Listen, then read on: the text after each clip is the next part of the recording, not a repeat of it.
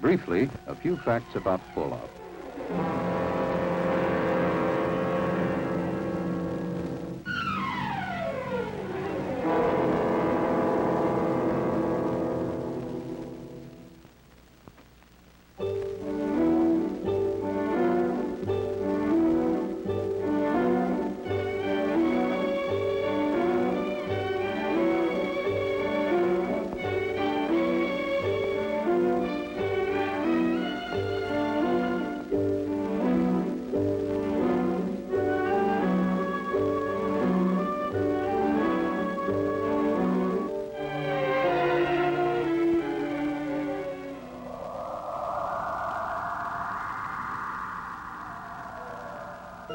To begin with, it may be surprising to know that radiation is something we live with every day.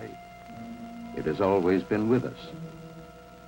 Our own sun, like each of our millions of stars, is a raging nuclear furnace that shoots out showers of tiny particles along with invisible rays that we call radiation. In an average lifetime, a person might expect to accumulate about 10 Roentgens, not enough to affect his health. We don't worry about these small amounts of natural background radiation. But to safely handle larger amounts, we must keep our distance and shield ourselves. For as the amounts increase, so do the dangers. The amount of energy generated by a nuclear explosion is enormous. Near the crater area, there is almost total destruction from blast and heat. And now large amounts of pulverized debris and molten earth are pulled up into the mushroom cloud. The radioactive atoms produced in the explosion join with the particles of earth and debris. The mushroom-shaped cloud forms and climbs higher. It now contains billions of highly radioactive particles that we call fallout.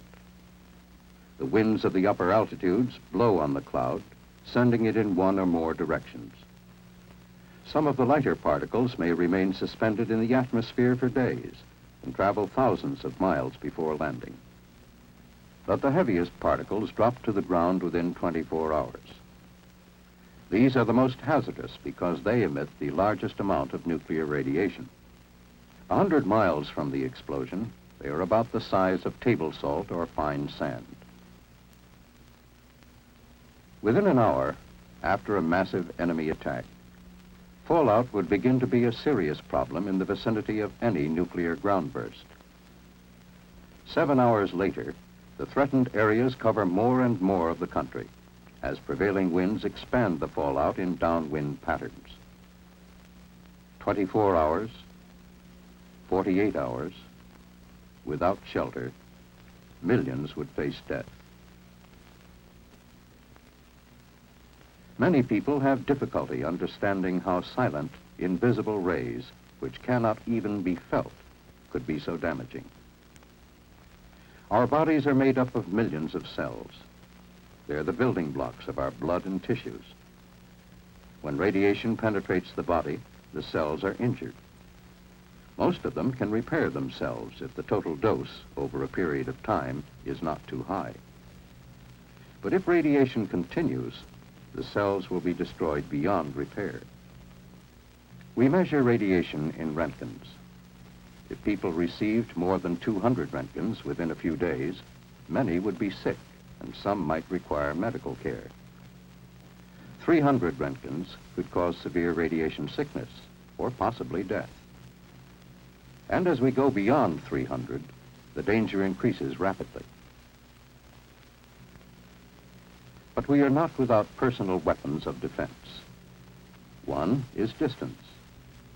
The greater our distance from the fallout particles, the less radiation we receive. Radiation from particles 50 feet away, for instance, would not affect us as much as from particles a few feet away.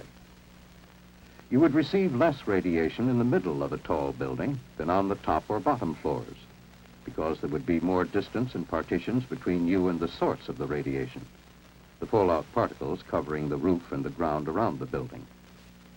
Only an insignificant amount would get inside.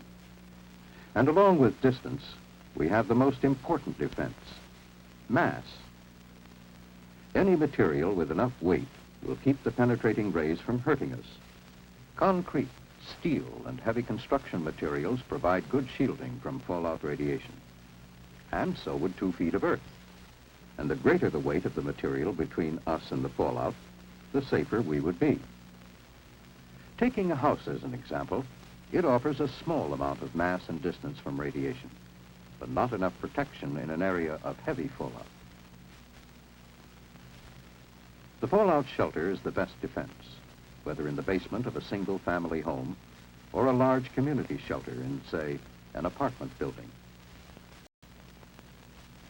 It offers the kind of protection from radiation you probably would need in case of nuclear attack.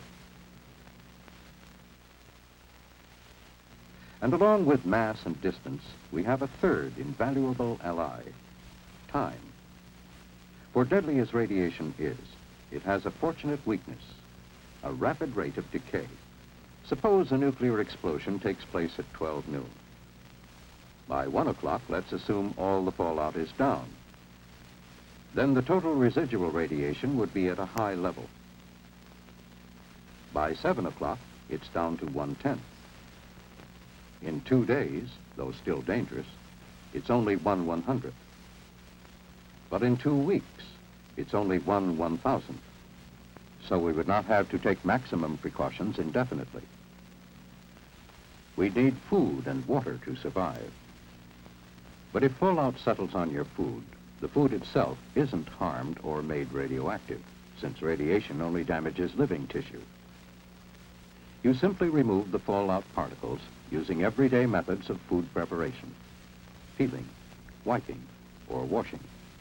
Fallout swallowed accidentally with food or in drinking water would do you no immediate harm. But for long-term safety, it's best to filter the fallout particles out. Actually, the hazard from contaminated food and water is very small compared with that from external gamma radiation. And hungry or thirsty people or animals should not be denied food and water because of possible contamination. If we remember these facts, if we act on them intelligently, we can increase our chances of surviving nuclear attack. And the key to survival is adequate shelter. That's why the federal government has a nationwide shelter program. The goal is adequate fallout shelter space for every man, woman, and child. And this goal can be reached. For with knowledge of radiation, we can face the facts about fallout and take action to protect ourselves against this hazard of the nuclear age.